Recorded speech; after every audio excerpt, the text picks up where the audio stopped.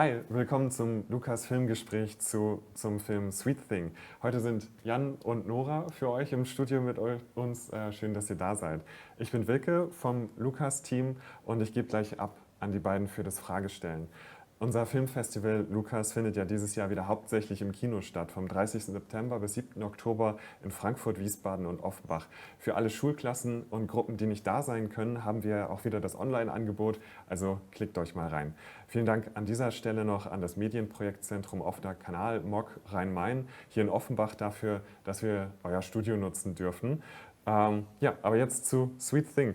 Über Videokonferenz zu Gast sind heute Alexandre Rockwell, der Regisseur vom Film, sowie die Darsteller, glaube ich auch, Lana Rockwell und Nico Rockwell.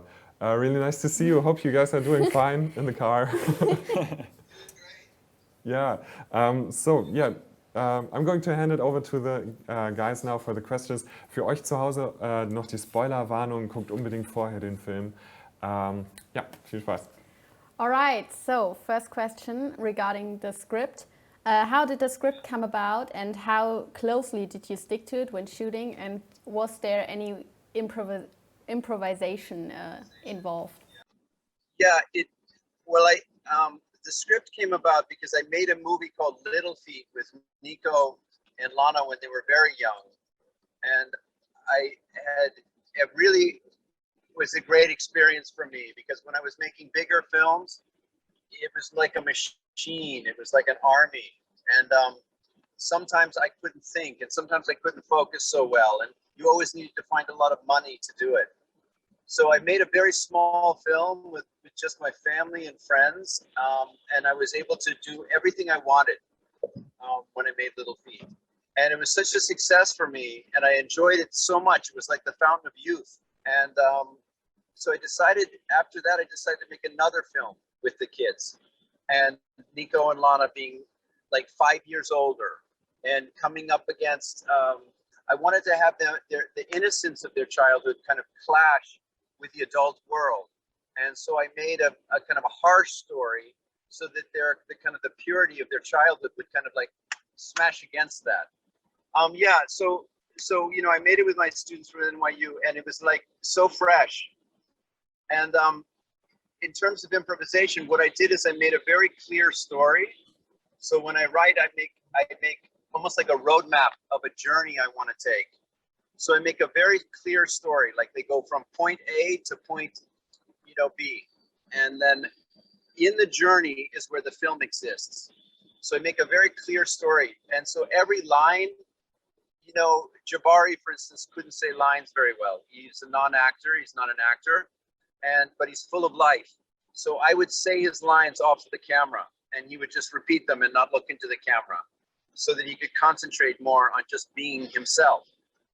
So there was some improvisation, like I like to capture this energy, like when they break into the house of the wealthy people's house and they're all dancing and eating ice cream. Of course, that's all improvised. Okay, so warm welcome from me too. My first question is, so what was the film made with? And you have sometimes, or most of the time, you have this black and white filming, and then you have these colorful moments. Do they have any specific meaning? Yeah, they're really important to the film. So I like black and white very much. I love black and white movies. I almost dream, I think, in black and white. And, we see a lot of still photographs in black and white, and we accept this as very normal. I'm sure your audience has seen books of black and white photographs. And so I don't understand why movies have to be color necessarily.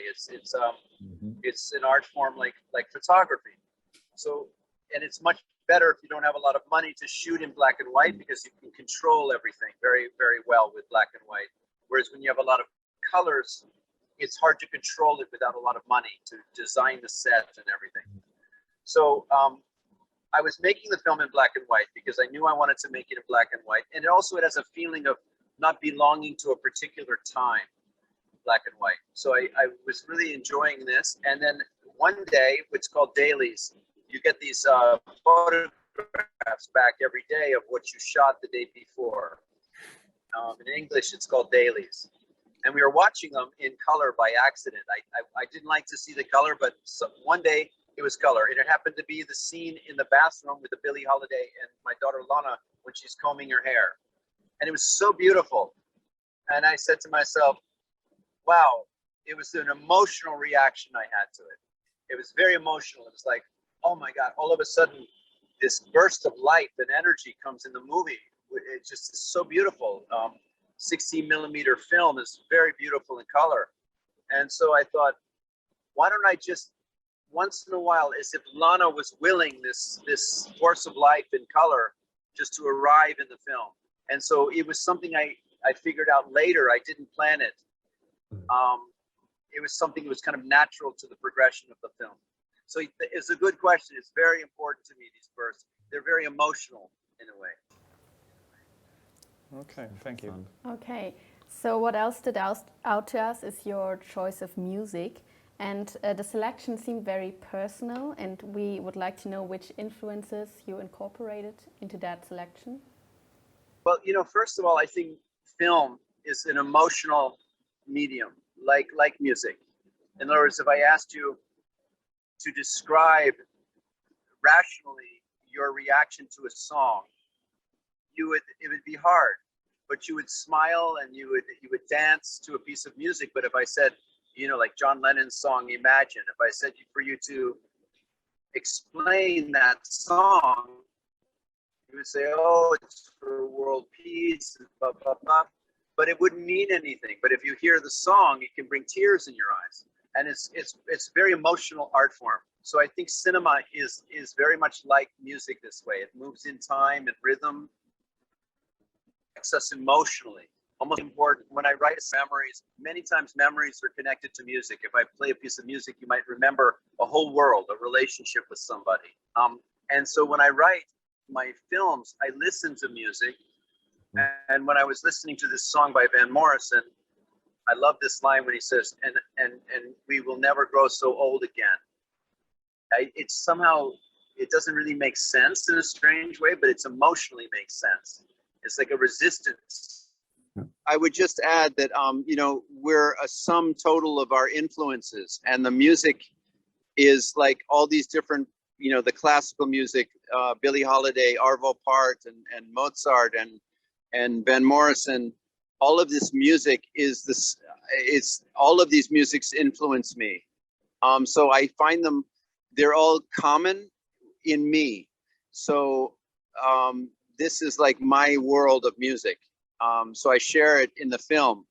I don't think they contradict each other. They, no more than I contradict myself. Thank you. Okay, so our next question is about the film's trajectory. Did you try to piece random scenes, or did every scene have a predetermined succession? Yeah, that's very important to me. By the way, who's asking these questions? So they're very intelligent questions. Are they young? We came up with. Yeah, Oh, you guys are good. You have good questions. Thank you. Because they're very craft oriented questions. They are, it's something I'm glad to talk about. Yes, for me, it's to make a movie is like to compose a piece of music. You create a rhythm and you create a melody, and one moment needs to lead to the next, because otherwise it's just a series of disassociated things that filmmaking often is broken up into pieces and reassembled. And I think many times filmmakers are not aware that one piece of the film needs to flow, just like music, into the next piece of the film. So when I write a film, I'm very aware of where a scene ended and where the next one begins. And I almost call it a question and an answer. So that in one scene you raise a question, and the next scene you give it the answer, so that it flows like music. So it's very important for me to compose the movie.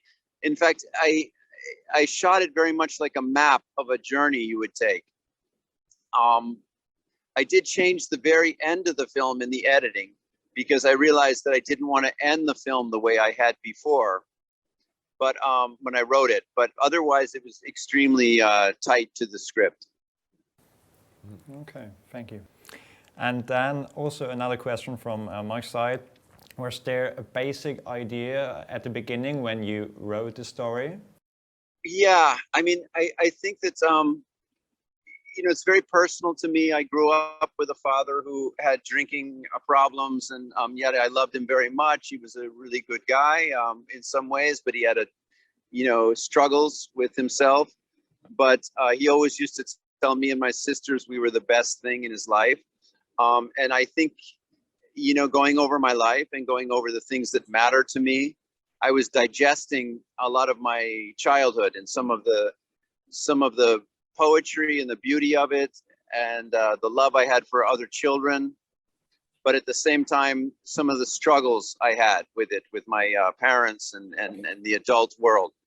So I think it's a way, kind of like a way of digesting your life for me. So that's where the impetus came. And I was trying to understand really this moment when childhood, the innocence and the kind of magic of childhood is going to hit a more conformed, regimented world in the adult world. Of course, it's a kind of a dark picture of the adult world. And but at the same time, I needed this contrast. So it was, that's really the impetus. That's where the idea came from. So your own children are the main actors in this movie. How did you come to this decision, and was it difficult? Yeah, well, you know, as I said before, I did the first film with them, Little Feet, which you should see if you're interested in Sweet Thing, because they're 5 years younger. And this was sort of a moment of crisis for me where I wanted to decide, should I make films? Should I not make films? So I decided I would turn to my children, because I watched them and they were so full of magic and kind of poetic mystery that I just wanted to capture that. And that's where the beginning came. And now they got older. And as they got older, I was a little worried that they would be able to act, because in Little Feet, they're so natural. And because I was their father, they didn't have so much trouble, you know, performing in front of the camera. And yet they were so good in Little Feet. And then in Sweet Thing, it was a bit of a risk, because I didn't know if they would be ready to do this again and to not be unnatural, because there's nothing worse than children who are unnatural in acting. It's irritating and it's terrible. It's annoying. It's like, you know, fingers on a chalkboard, you know. So I was worried, but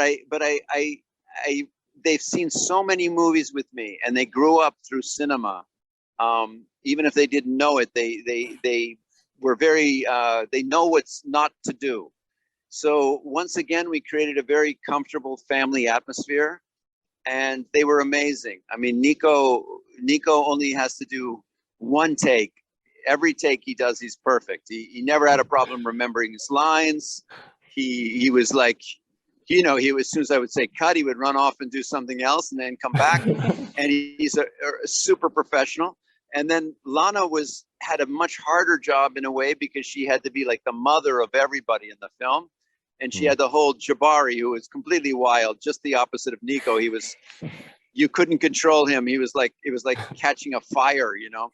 So Lana had to keep Jabari focused and had to kind of keep giving him his lines. And so she was the biggest risk, because I thought maybe she would not be able to hold it together. But she was just incredible. I mean, both my children have an incredible talent at acting. I don't think they even know how talented they are. They of course, the atmosphere was kind of perfect for them, because they were with their family, their mother and me, and Will Patton, who plays their father, became like Nico. When the movie was over, he said, he's my movie father. And so they were very comfortable with each other. So yes, it was risky, but it was quite a great experience for me and them. I think we can agree that they did a really outstanding job. Yeah, absolutely. With acting or not Yeah. acting, like. Yeah, no, they're really something. I mean, Will used to always laugh at Nico because he did it just like he snapped. In fact, when I did Little Feet with Nico, there's one scene where he runs up to his sister and he's crying and he says, I hate you, and he's crying, and I was so worried when I was filming. I was thinking, oh my goodness, I'm giving him like a mental trauma. And then I said, cut.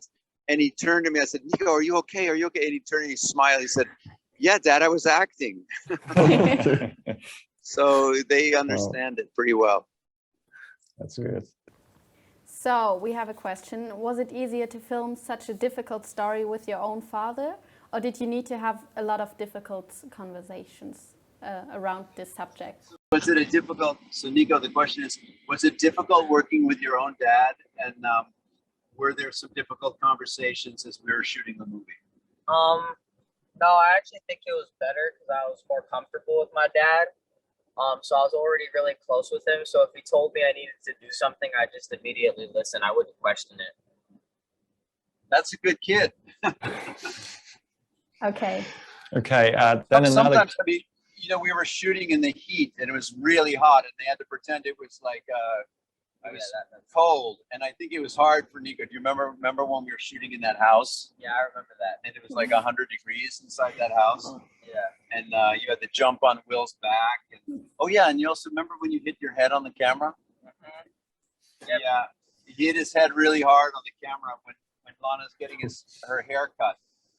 Yeah. And he was able to do it right away again. Yeah, to Karen, this question to Karen. And did you have any influence on the script? So did you have the possibility to change anything, or did you change anything? Nope. Okay. Yeah. Easy answer. Nope. Didn't you change anything? I didn't change anything. It was completely, Alex knew very well what he wanted. I mean, we talk during the process of him writing the script. We discuss things a lot. He bounces things off of me, tells me things he's doing. I get to read things as he's writing, and he asks me questions.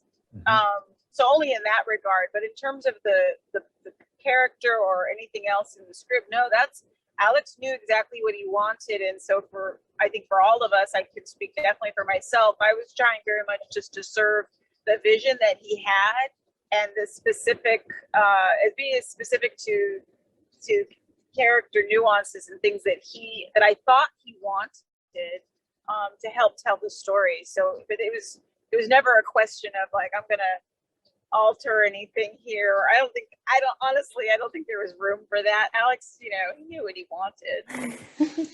It's funny. It's funny too, because it took a long time. Well, not a long time, but I had to convince Karen to play it because it's such a hard character. It's not a very nice mother. So, and she's a great mom. She's like, it's not at all like Karen. It's completely different than her. So, it was like, I think the harshness of the character wasn't easy for you, was it, Karen? So easy to do that? No, it wasn't. No, it was, I didn't think initially, I just really felt like he should cast somebody else, but he insisted that I do it. So I had to try to step up as well as I could to play this monster. And, and it was a good experience to do it, but it was, no, it wasn't, it wasn't that easy. But what's so great? It's strange because, for her to do it, to play this ugly mother in a way, was it all makes sense when you see the end of the movie and she looks at Will Patton with her natural hair and she's looking at Will. You feel Karen in this moment, like you feel like this person is really a good person, and that she loves her children, and that she's only Karen could have done this moment. And it's a very simple moment, but it's one of my favorite moments in the film, when the father and the mother are looking at each other at the end of the film, like the parents of these two great children. So so Karen, was great, and I always knew she would be great in that part. Okay, so maybe to Karen as well, how did you feel about your children being in that movie in terms of having it having very difficult subjects and very harsh reality of adulthood? Well, the kids are. I never worried about them. They're so bright, and they're very mature, and they're understanding of things, and they understand film and storytelling very well. And so I never had any concern with that with them. I know what good storytellers they are, and so it was exciting to see them that way. I mean, it's a little weird having to do scenes where I had to be so rough and had to be such a monster with them. Was a little bit weird, but at the same time, that kind of intense make-believe with them was really fun, and for me it probably upped my game a little bit, because I couldn't go halfway with them because they know me too well. So they'd be looking at me like, where's, bring it, what's going on, why are you just giving us a little bit here? So so that was good for me, and I think it was ultimately fun for all of us in a strange way, even though it was very odd to play to be this way with each other. For me in particular, to be so cruel and so just not a very nice person with them, because we all have a very close relationship. But because we all of us have such a close relationship, I never worried about it. And they are very open, and they know they can speak up and talk about any questions they might have or any difficulty. So that was always nice to know that level of communication was always open. Okay, good. And then one other question for Nico. Do you feel like playing these roles taught you something for your future life or your future career as an actor? Oh, did the roles Did it teach you something for like your future and your future life, like what you might do in your life? My role in the movie? Yeah, like working on the movie Or the experience. in your experience. I mean, for acting, like if I'm ever going to do it again? Maybe. Yeah. Oh, yeah. I mean, yeah, I might want to act again. I guess I had a lot of fun doing the movie, so I'm more open-minded to a lot of things, because at first I'm not really sure if I wanted to do the movie. So I guess it taught me to be more open-minded, and I might act again maybe. It was fun. All right. Thank you. Thank you. Yeah, thank you so much. Those were the questions we had prepared.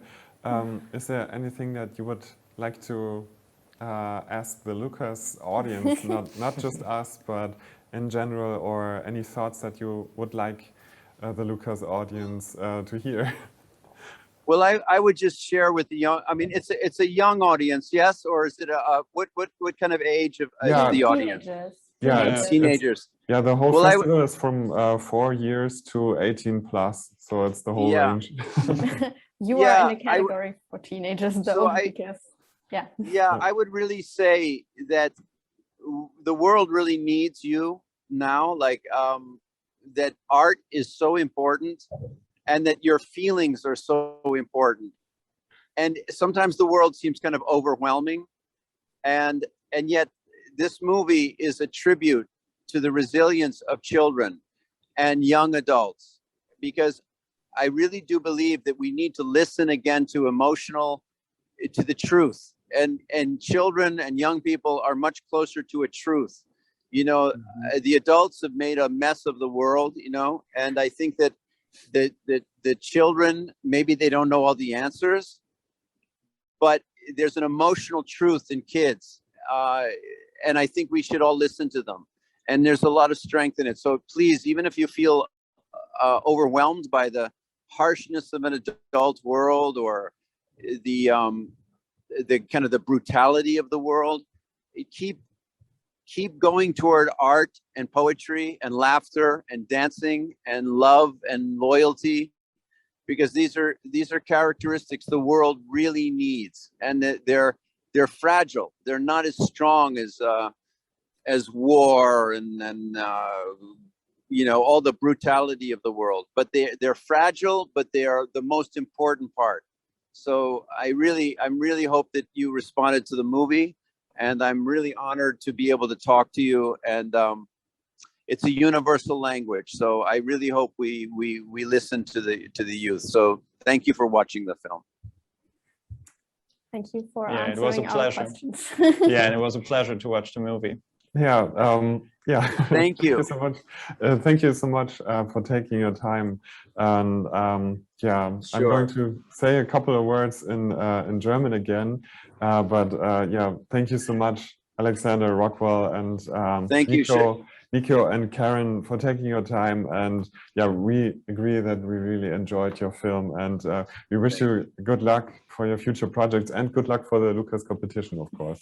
Yeah. I hope to see you. I hope to see you in person someday soon. So thank you for supporting the film. Thank you. Ja, take care. Ja, euch an den Bildschirmen vielen Dank fürs Einschalten.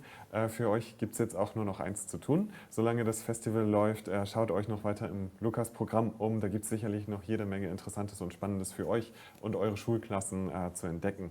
Das Festival findet vom 30. September bis 7. Oktober in Frankfurt, Wiesbaden und Offenbach statt. Und am 8. und 10. Oktober zeigen wir die Wettbewerbsgewinnerfilme im Kino des DFF in Frankfurt.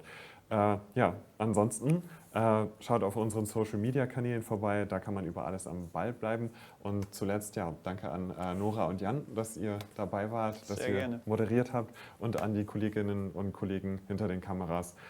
Ja, bis bald.